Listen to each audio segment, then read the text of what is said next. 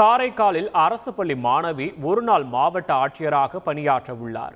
காரைக்காலில் சிறப்பாக செயல்படும் மாணவர்களுக்கு ஒருநாள் மாவட்ட ஆட்சியராக பணியாற்ற வாய்ப்பு வழங்கப்படும் என மாவட்ட ஆட்சியர் மணிகண்டன் அறிவித்திருந்தார். இதற்காக மாணவர்களை தேர்வு செய்யும் பணி நடைபெற்றது. இந்நிலையில் காரைக்கால் மேடு அரசு மேல்நிலைப் பள்ளியில் 9ஆம் வகுப்பு படிக்கும் வித்யாஸ்ரீ என்கின்ற மாணவி ஒருநாள் மாவட்ட ஆட்சியராக செயல்பட தேர்வாகியுள்ளார். மாணவி வித்யாஸ்ரீ மாவட்ட ஆட்சியர் இருக்கையில் நாளை அமர்த்தப்படுவார் என்றும் மாலை வரை ஆட்சியருடன் பயணித்து செயல்பாடுகளை கவனிப்பார் என்றும் தெரிவிக்கப்பட்டுள்ளது. திருவண்ணாமலை பேருந்து நிலையத்தில் சுகாதாரமற்ற நிலையில் கழிவறை இருந்ததால் அதன் ஒப்பந்தத்தை ரத்து செய்ய மாவட்ட ஆட்சியர் பரிந்துரை செய்தார்.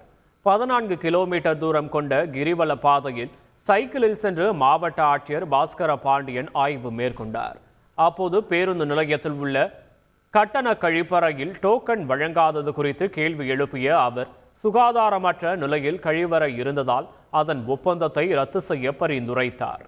நியோமேக்ஸ் நிதி நிறுவன சொத்துக்களை முடக்க கோரி போதிய விவரங்கள் இல்லாமல் மனு தாக்கல் செய்த மனுதாரரை நீதிபதி அபராதம் விதித்து விடுவதாக கூறி எச்சரிக்கை விடுத்திருக்கிறார்.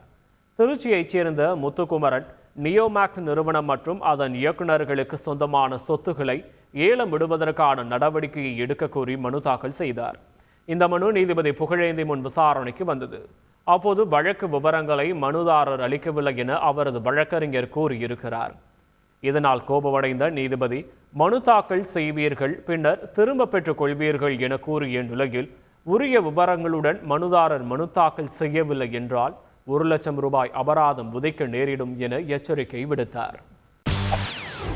செய்திகளை உடனுக்குடன் தெரிந்து கொள்ள உடனே சப்ஸ்கிரைப் பண்ணுங்க.